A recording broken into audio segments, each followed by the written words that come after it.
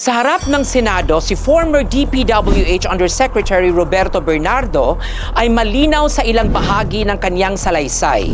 May mga pagkakataong siya mismo ay nagdala ng pera. Pinakatanyag ang umano'y 125 million pesos na personal daw niyang inihatid sa bahay ni Bong Revilla sa Bacoor, Cavite. Kahon-kahon, milyon-milyon, diretso sa tahanan ng dating senador.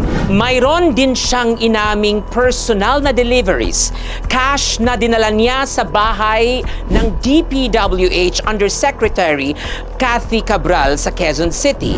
At dalawang hiwalay na delivery, 160 million pesos at 120 million pesos na siya mismo ang naghatid sa building ni Maynard Ngu sa BGC.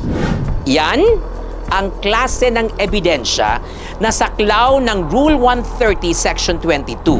Direct, first-hand, at may sariling lakas sa ilalim ng batas. Pero nang binasa na niya ang mas mahabang listahan, Nancy Binay, Grace Poe, Francis Cheese Escudero, Jinggoy Estrada, Mark Villar, Sonny Angara at iba pa, biglang nagbago ang kalidad ng testimonya. Wala nang malinaw na personal encounter sa kanila mismo. Para kay Estrada, malalaking halaga raw ang na-deliver sa San Juan pero walang partikular na detalye ng aktwal na abot gaya ng Bacoor episode. Para kay Binay, ang narrative ay through her staff daw dumaan ang komisyon. Para kay Grace Poe, malinaw sa supplemental affidavit na ang kausap ay si J.Y. De La Rosa, staff ni Poe. At ang koleksyon ng 20% commitment ay ginawa ng contractor na si Mrs. Patron sa Diamond Hotel. Hindi kay Poe personal. Para kay Angara, inuugnay niya ang cash handoffs kay DepEd Undersecretary Trigiv Olaivar na ayon sa kanya ay tumanggap ng bahagi ng porsyento para sa ilang proyekto. Sa madaling sabi, sa marami sa mga pinangalanan, staff, contractors at intermediaries ang may direktang dealings kay Bernardo, hindi ang mga senador mismo.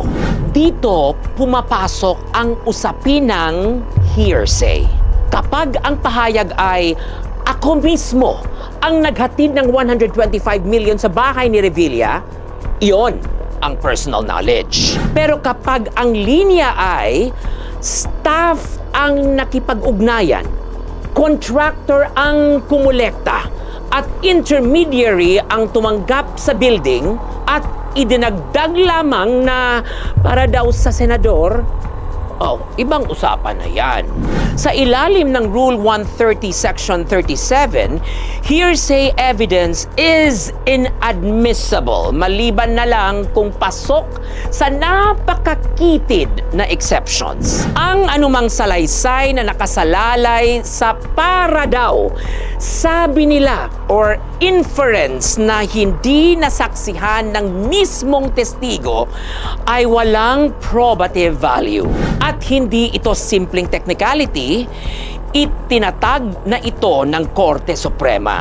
People versus Malabago in 2014, walang bigat ang hearsay dahil ang tunay na pinanggalingan ay hindi ma-cross-examine. In People versus De La Peña, decided in 2021, testimonya na hindi batay sa personal observation ay legally impotent. In Estrada versus Sandigan Bayan, decided in 2001, ang paratang laban sa high-ranking officials ay dapat suportado ng clear, direct, competent evidence. Kaya nararapat lang itanong ang pinakamahalagang punto.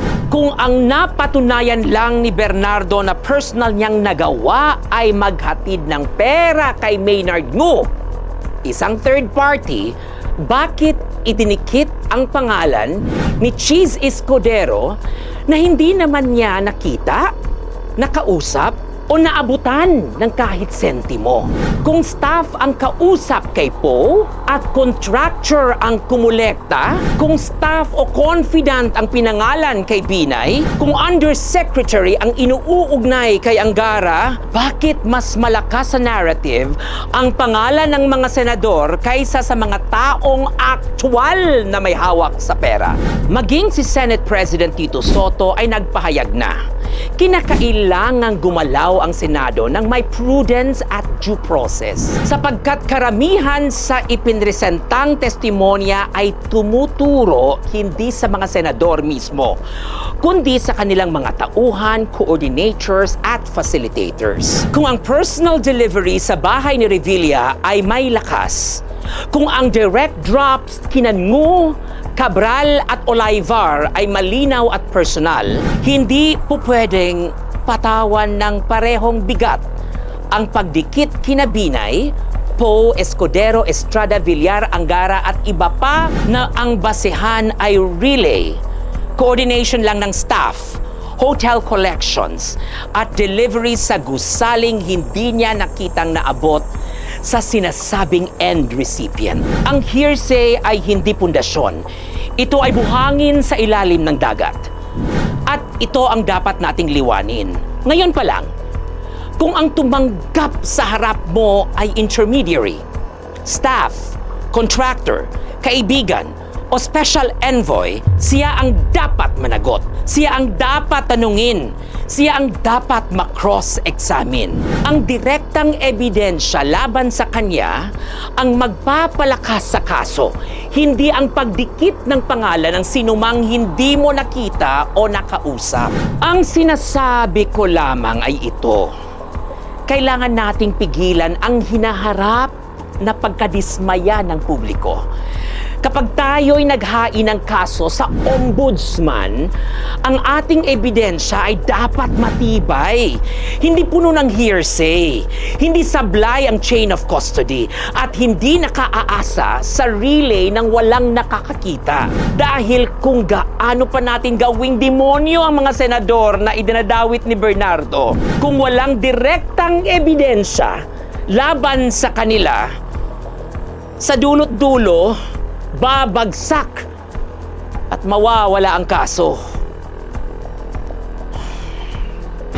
Another day, another Regal POV.